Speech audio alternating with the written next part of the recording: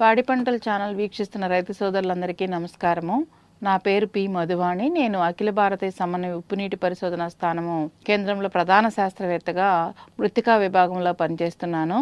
ఈరోజు మనం భూగర్భ జలం వినియోగంలో ముఖ్యంగా ఈ బావుల నిర్మాణంలో పాటించవలసిన జాగ్రత్తల గురించి తెలుసుకుందాము.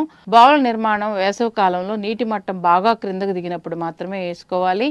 అందువల్ల వేసవిలో కూడా కొంతమేర నీటిని పొందటానికి అవకాశం ఉంటుంది అనమాట. రంధ్రంలో ఉన్న మట్టి పైపులను కలిపి అమర్చినప్పుడు తప్పనిసరిగా మనము పైపు క్రిందకు దిగ్గా అమర్చి పైపులోకి ఇసుక లేదా వేరుగా చూసుకోవాలి.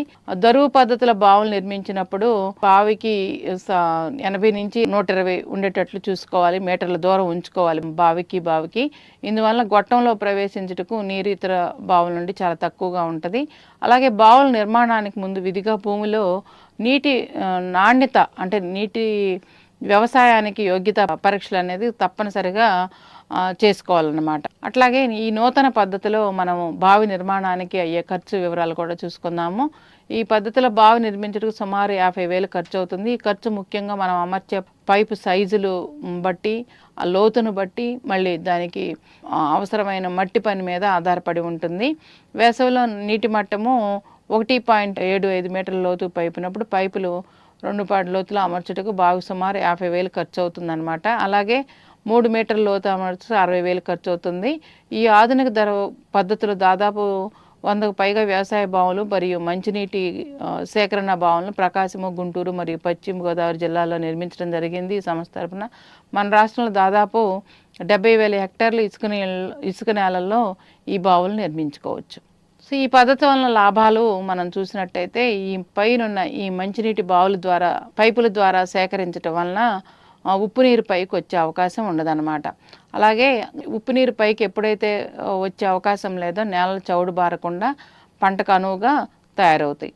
అలాగే నీటి మట్టము పైపు లైన్ కన్నా క్రిందకి పడిపోయినప్పుడు కూడా భూగర్భ జలాలు అతిగా వినియోగించుకునే అవకాశం ఉండదు. అలాగే దరువుల నుండి నీరు ఆవిరి ద్వారా వృధా కావటానికి అవకాశం ఉండదు. అలా దరువుల క్రింద వృధాగా పోయే సేద్యానికి యోగ్యమైనటువంటి భూమిని మనము పరిరక్షించుకోవచ్చు. అట్లాగే ఆధునిక నీటి పరికరాలతో అంటే మనము స్ప్రింక్లర్ ద్వారా కానీ డ్రిప్ పద్ధతి ద్వారా కానీ నీటిని కూడా వినియోగం చేసుకోవచ్చు. తక్కువ నీటితో మనం ఎక్కువ దిగుబడులు సాధించుకోవడానికి అవకాశం ఉంది. అలాగే వ్యవసాయంలోని సాగుకే కాకుండా గ్రామీణ ప్రాంతాల్లో మంచినీటిని సరఫరా చేయటకు కూడా ఈ బావులు ఎంతగానో ఉపయోగపడతాయి అన్నమాట. బావి నిర్మాణానికి అవసరమైనటువంటి పరికరాలు కూడా ఒకసారి చూద్దాము.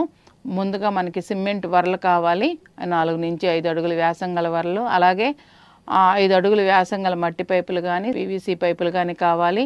కొబ్బరి పీచు కావాలి, గులకరాళ్ళు కావాలి, చిప్స్. అలాగే అడుగు వెడల్పున్న ప్లాస్టిక్ షీట్లు కావాలన్నమాట రంధ్రాలను కవర్ చేసుకోవటానికి. సో ఈ బావులే కాకుండా గొట్ట బావులు కూడా మనం ఈ విధంగా రైతులు వాడుకంలో ఉన్నాయి. అలాగే ఈ గొట్ట బావులను లోతుగా వేసుకోవచ్చు, తక్కువ లోతులో వేసుకోవచ్చు. తక్కువ లోతులో 2 లేక 3 గొట్ట బావులు కూడా కలిపి వేసుకోవచ్చు.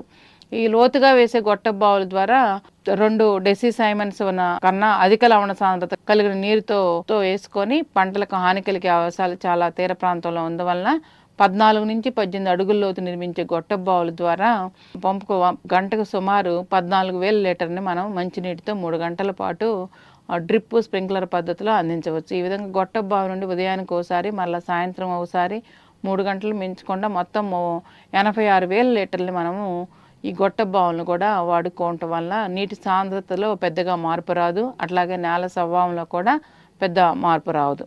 అట్లాగే ఈ గొట్ట బావుల్లో నీటి లవణ సాంద్రత 4 నుంచి 6 మీటర్ల లోతు ఉంది. అలాగే 8 నుంచి 46% కూడా పెరిగే అవకాశం ఉన్నది.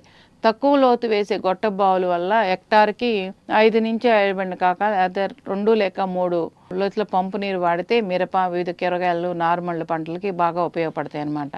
ఈ పద్ధతిలో గొట్ట బావులు నిర్మించుటకు సుమారు 25,000 నుంచి 30,000 ఖర్చు అవుతుంది.